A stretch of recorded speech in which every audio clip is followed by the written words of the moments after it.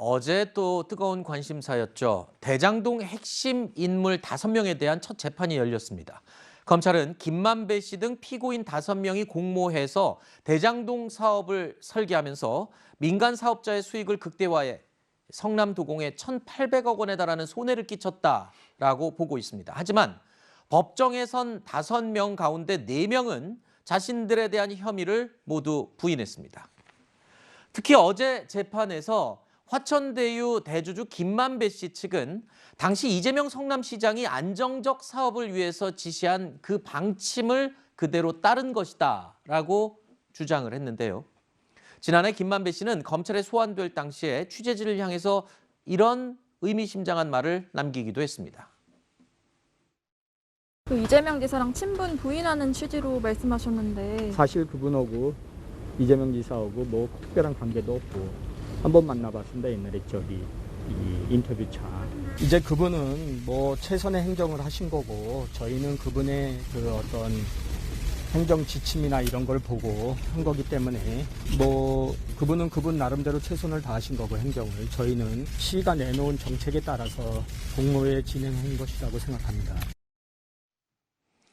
자, 저 당시에 그분이 누구냐 가지고 엄청 시끄러웠습니다. 그런데 또 아까 저 인터뷰를 다시 들어봐도 이재명 시장인 듯 아닌 듯 또 아니라고 했다가 또 이야기를 들어보면 이재명 시장 같기도 하고 뭐 이렇게 애매하게 발언을 해서 많이들 헷갈려 하셨는데 어제 재판에서는 이재명 지사의 당시 지사의 이름을 직접 거론하면서 해당 발언을 한 것으로 지금 알려지고 있어요. 그래서 만약에 이재명 지사가 무죄라면 나도 무죄다. 이런 취지로 발언한 게 아니냐 이런 해석까지 나오고 있거든요. 지금 이제 첫 재판인데 기소해서 그러면은 지금 이재명 그 당시에 성남시장은 지금 수사도 안 돼 있고 기소도 안 되어 있어요. 지금 보면 그리고 공소장에서 이재명 지사에 대한 것도 뭐 그 공모 대상으로 나와 있지도 않고 그런 상황이면 그러면은 김만배 씨 입장에서는 성남시의 정책이나 이 사업 대장동 사업에 대해서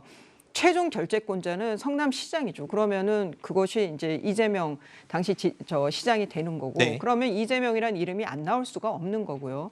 그리고 이제 변호인들이 이게 업무상 배임이기 때문에 고의범이에요. 고의가 있어야 되는 거예요. 성남시에다가 그 성남도시관리공사에 피해를 준다는 그 고의가 있어야 되는데 우리는 몰랐다. 성남시에서 하라는 대로 했다. 네네. 이게 기본 골격이에요. 방어하는.